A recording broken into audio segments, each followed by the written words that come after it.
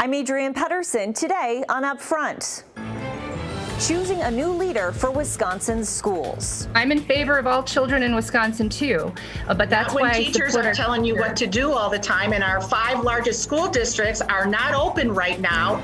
Next, at a time when classrooms are at a crossroads with COVID, we talk to the candidates for State Superintendent Deb Kerr and Jill Underly. An in-depth discussion of the issues important to kids, their parents, and educators. That's coming up next on Upfront.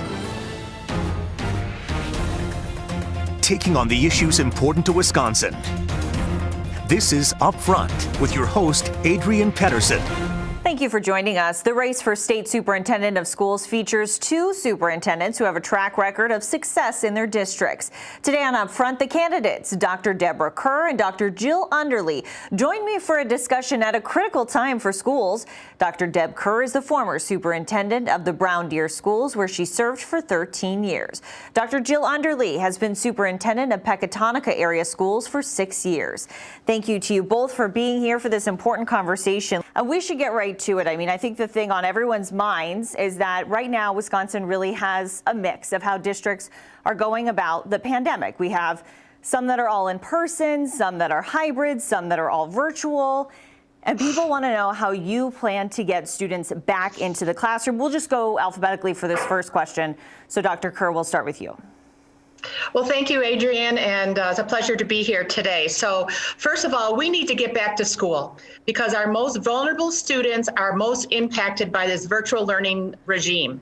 Our special needs students, our English language learners, our impoverished students with unstable home life, lack of access to robust internet, and all of the students who have been marginalized, our Black and brown students across the state, are suffering disproportionately from this virtual instruction. So we need to open the schools now, period. We need to trust our parents. We need to treat them like adults. They want to have information and a voice, and we want to partner together with them to open our schools. I'm the only candidate that has offered a statewide plan for reentry and recovery using medical science and evidence-based practices that we can open up our schools safely and sensibly. Dr. Underly, what's your plan?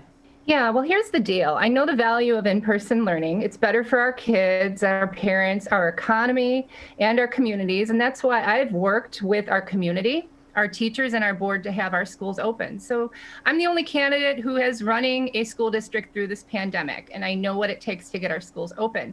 Everyone wants their schools open. The students want to be in school. They want to see their friends. The teachers want to teach in person. Families and parents want kids to go to school, and it's critical that our kids are in school. And my schools have been open basically this entire year because we were able to do it safely through social distancing. But many school districts with crowded and aging facilities, social distancing is simply impossible. And in most cases, we have to vaccinate our teachers. Starting Monday, teachers are eligible. So finally, we're heading in the right direction. Dr. Underly, you mentioned vaccines. So I want to ask you a follow-up about that. As you said, starting tomorrow, teachers will be eligible. And there's a debate right now as to how to prioritize teachers. DHS says they are ranking district based on poverty, the percentage of students receiving free and reduced hot lunch, as well as percentage of students of color.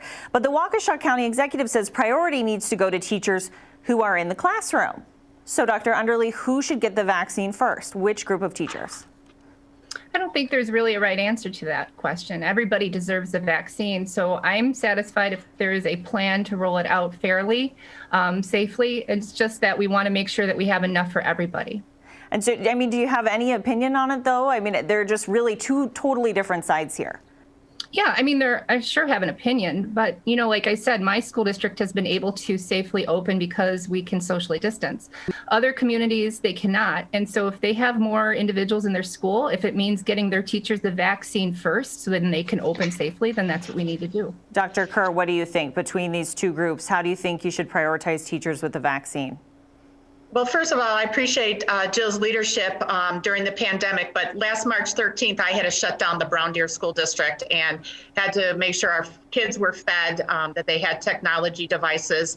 and that our teachers were taken care of. So I've been a COVID-19 superintendent, and I'm also on the National COVID-19 Task Force that has been working with superintendents from across the country to reopen our schools. I believe our teachers are essential workers. They deserve to have the vaccine now if they choose. But how do you prioritize teachers? I mean, there are so many teachers in this state. How do you decide who goes first? I don't want to have to pick and choose who gets the first vaccine, because I think some people are uncomfortable getting that vaccine, but I know I have teachers who are have medical conditions that make them very vulnerable. And so I want to make sure that they get serviced first. Let's talk about getting, go ahead. I just want to add something. I know Deb calls herself a superintendent in the pandemic or a pandemic superintendent, but I think there's a difference in our leadership here, because she was a superintendent for the first 3 years or first 3 months of this pandemic. And we're coming up on a year of this pandemic already. And I'm proud of the work that myself and school boards throughout the state and superintendents throughout the state have been doing this past year. It's a lot different now than it was at the very beginning of this pandemic. And I just want to acknowledge this. And I don't feel it's fair that Deb is taking credit for everything that we've had to do this past year. Dr. Kerr, did you want to respond to that before we move on? Well, first of all, I just want to say there's been a lack of meaningful leadership from all levels, from the state level to the federal level, on how to deal with this pandemic. And unfortunately, a lot of people don't know that our superintendents have been shouldering the burden of this pandemic since the beginning in March 13th. And I have been very actively engaged, in fact, working with some school districts right now in my consulting company to help them make that transition. And so I have experience at supervising schools with thousands of students. And I think it's important to realize the distinction here.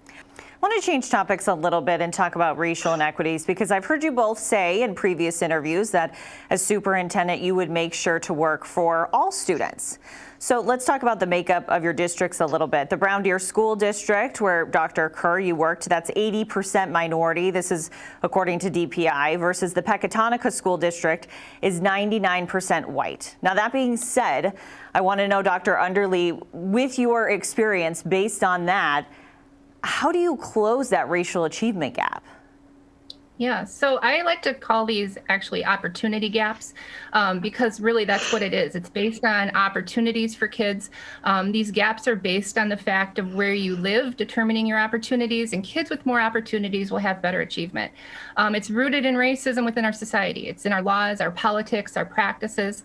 And so I want to look at how we can provide early childhood education, high quality education for all our earliest learners, provide, passionate teachers in all of our classrooms and work on recruitment and retention of those teachers, providing mental health opportunities and for all our kids, and then work on our school funding formula, because really that's where these gaps start. It starts with opportunities in our communities. Some communities have more opportunities and those kids will be more successful. And Dr. Kerr, now, as we just said, Brown Deer, the district there, 80% minority. Yet I have to ask you about what some are calling one of your recent tweets. They're saying it was racially insensitive. You responded to a question on Twitter asking when the last time someone called you the N-word was. You tweeted back, "I was 16 in high school and white. My lips were bigger than most." And that was the reference given to me. Why did you think it was appropriate to respond? Well, first of all, I'm very sorry for making that comment on Twitter.